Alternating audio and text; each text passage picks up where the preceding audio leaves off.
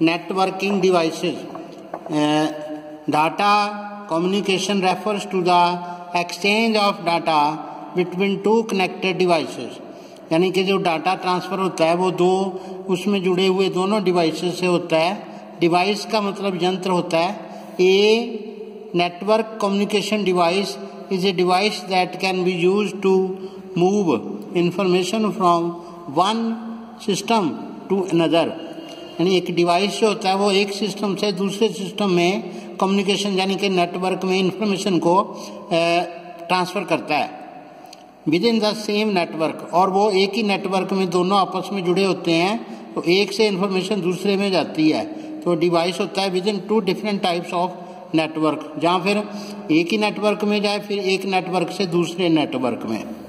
In simple forms terms network devices are machines that assist in transmission of data. यानी इससे data transmit होता है. Transmit मतलब एक सोर्स से छोड़ा जाता है दूसरे से रिसीव किया जाता है. तो ये सारा सिस्टम जो होता है वो वायरलेस हो सकता है. तो there are various network devices in computer networks which help in data transmission. तो जो इसमें डिवाइसेस होते हैं वो ये वाले होते हैं. पहले है मॉडेम. मॉडेम का मतलब होता है मॉड्यूलेशन और डीमॉड्यूलेशन. मॉड्यूलेशन जो होती है एक प्रोसेस होती है जिससे रेडियो वेव्स के द्वारा सिग्नल को हम एक जगह से दूसरी जगह पर बहुत जल्दी भेज सकते हैं. तो मॉडेम डिवाइस है.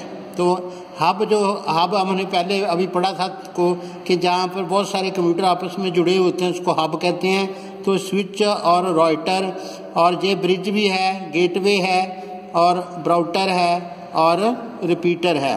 तो ये 8 टाइप के आपको ये डिवाइसेस है. इसको हम एक एक करके आगे जाके पढ़ेंगे. आज के लिए इतना ही. ओके.